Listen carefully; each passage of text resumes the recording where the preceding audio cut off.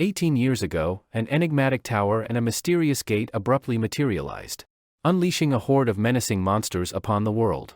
Simultaneously, a small group of individuals endowed with extraordinary superhuman abilities emerged. They became the champions of humanity, representing a new hope. These remarkable individuals, known as players, ushered in a new era marked by the rise of a unique game-based economy. In this altered reality, players became symbols of wealth and objects of envy. Among them was Kim Gigyu, who had not been chosen as a player. Instead, he found himself working in some guild's office, offering his assistance with menial tasks. Gigyu, though late, expressed his well wishes to his colleagues. While riding his moped home from work, Gigyu noticed a banner featuring another hero born in South Korea, an 18-year-old with unparalleled abilities. This player was considered exceptional, almost like a cheat code in human form. His talents were on a level that drew comparisons to monsters. Lost in his thoughts, Gigyu was jolted back to reality by a car horn honking behind him. He quickly apologized and continued on his way. Arriving home, he discovered a mailbox overflowing with letters. Among them were notices of loans, medical fees, and a letter from a school. Frustration mounted, but Gigyu entered the house and greeted his sister, Yoo-jung, who was diligently working on her homework. He inquired about their mother and learned she had finally fallen asleep, resting better than usual. As Gigyu was about to suggest giving their mom a massage, Yoo-jung surprised him by presenting a chocolate cake. He asked her how she managed to afford it, fearing she had spent the money intended for new clothes. Yoo-jung reassured him that she had enough money of her own and wanted to celebrate his birthday. Touched by her gesture, Gigyu opened a letter she had placed before him. To his astonishment, it was an invitation to become a player.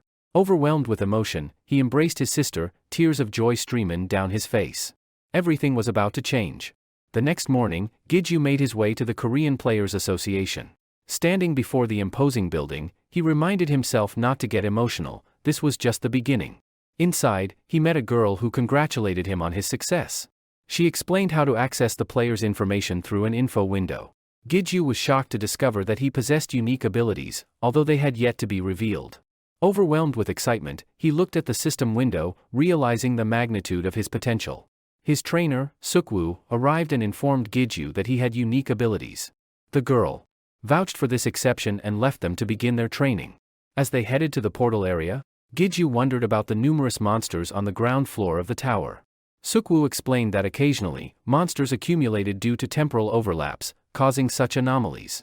Gigyu voiced his concern about this issue, to which Sukwu revealed an intriguing test for players, the 100 Goblin test. It aimed to assess a player's potential by challenging them to kill 100 goblins without using their abilities within a specific time frame.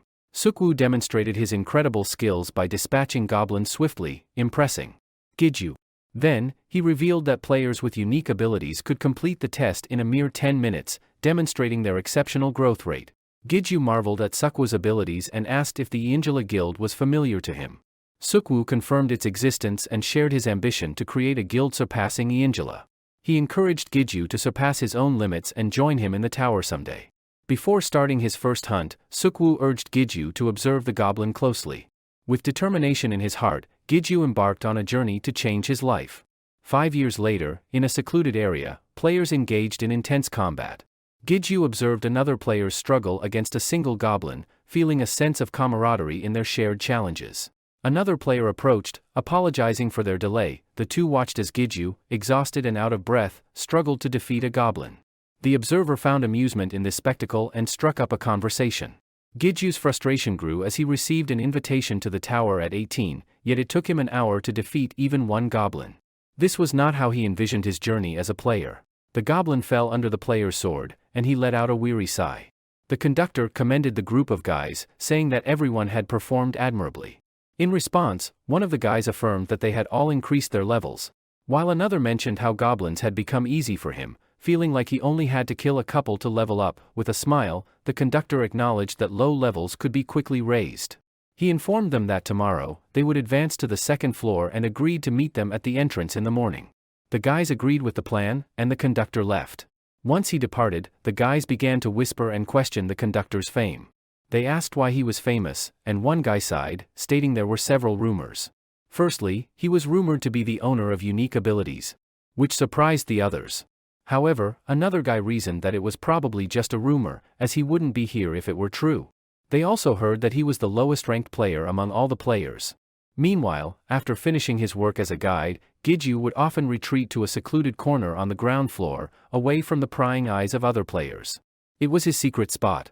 One day, he stood by a tree, eyeing a solitary goblin that appeared. He knew it wouldn't be an easy hunt. Carefully, Gigyu approached the goblin, but it eventually noticed him and attacked. Gigyu parried the blow, his determination unwavering, and he vowed to face the challenging battle. Later, Gigyu tallied his earnings at the Players' Association. He realized that it took him an hour to defeat a single goblin, and after deducting potion costs, he barely made any profit. Teo, another player, arrived and apologized for the change in their assignments. Curious about the situation, Gigyu asked if something had happened. Teo hesitated before explaining that the guests they had been working with had heard the rumors about him.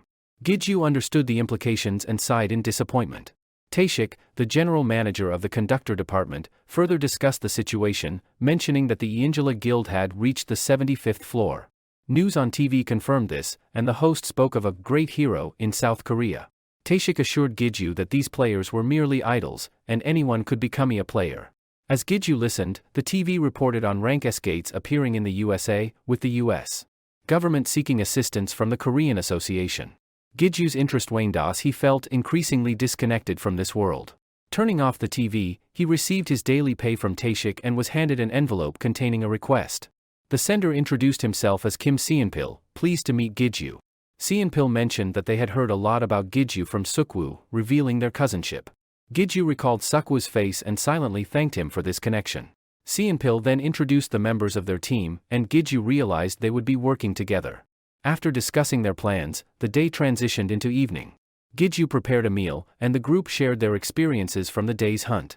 One of the guys, Jaewon, asked about Gigyu's leveling situation, causing some discomfort. However, Gigyu explained that his level wasn't rising, and they could ask if they had questions.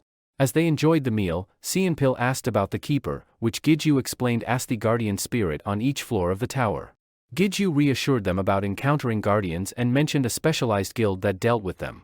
The evening passed peacefully, and Gigyu's words had sparked excitement and curiosity among the group.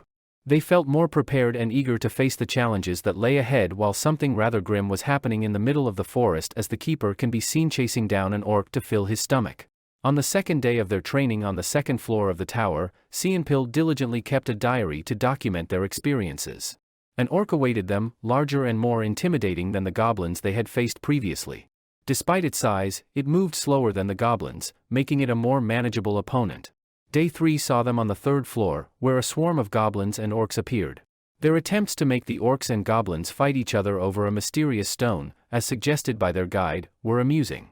This strategy helped them level up safely. Seonpil, busy writing in his diary, drew the attention of Gigyu. When asked about it, Seonpil explained that he was keeping a daily diary, perhaps hoping to write an autobiography if he ever became a ranker. Gigyu chuckled, appreciating Seonpil's enthusiasm. As they prepared for the fourth floor, Gigyu warned them about the presence of orcs and goblins. These creatures were faster and stronger, but their tactics remained the same as on the previous floors. Their training continued with Seonpil leading the charge, attacking an orc. However, things took a turn for the worse when dust began to rise in the distance. Gigyu grew anxious, suspecting the appearance of the guardian, a bad omen indeed. Realizing the danger, Gigyu urged them to finish quickly. He grabbed his belongings and, with a bad feeling looming, noticed the giant orc approaching them, confirming his worst fears. It was indeed the guardian, an unexpected and unwelcome presence. Gigyu cursed his luck and swiftly retrieved a smoke bomb from his backpack, instructing everyone to be ready to escape. He threw the smoke bomb to create a smokescreen, shielding their retreat. Seonpil carried the injured Jaewon, while Songwa supported Hanyul. As they sought refuge in a cave, they caught their breath. Gigyu examined Hanyul's wound and identified it as a goblin poison injury. He reassured them that with the antidote, she would recover quickly. However, when he reached for the antidote in his backpack, he was horrified to find it missing. He realized that he had forgotten to close his backpack securely when they fled. Gigyu tried to remain calm, informing the group that he needed to go for help and would return soon. The others were concerned about his safety, but Gigyu insisted he knew the training floor well enough to manage. With determination, he set out to find assistance. Gigyu moved swiftly, aiming to reach the hill and send a signal for help. He was aware that he was among the top players globally in his level 1 category. However, he needed to be cautious. as the Guardian had altered the monsters' usual patterns, making their locations unpredictable. As Gigyu continued, he couldn't help but hope that he wouldn't encounter the Guardian again. Yet, just as he feared, a massive orc suddenly attacked him from behind, slicing him and sending him flying. Gigyu landed harshly against rocks, coughing up blood. Dazed and injured, Gigyu saw his smoke bomb fall from his grasp and explode. He knew he had to leave quickly, and that the Guardian wouldn't fall for the same trick twice. With immense effort, he fired a signal pistol and then ran, putting as much distance as possible between himself and the pursuing monsters. Gigyu considered reaching the 5th examination floor, where the gate stood before him. However, he knew that his level 1 status wouldn't serve him well there. Despite the uncertainty, he decided to cross the barrier, ready to face whatever lay ahead. Gigyu found himself lying on lush green grass, and the system alerted him that he had entered the 1st examination room. He was about to face a test that would reveal his untapped abilities. As he took in his surroundings, a goat appeared in front of him, and the system window announced his first test, goat hunting. Gigyu, baffled by the simplicity of the task, hesitated briefly but ultimately complied. He killed the goat, and the system declared that he had passed the test, awarding him a class and a reward for his perfect performance. With a sword in hand, Gigyu pondered if this was all there was to it. However, his moment of contemplation was interrupted when a dark haze enveloped him. Confused and searching for the source of the voice that called out to him, Gigyu encountered an entity that claimed to be his master.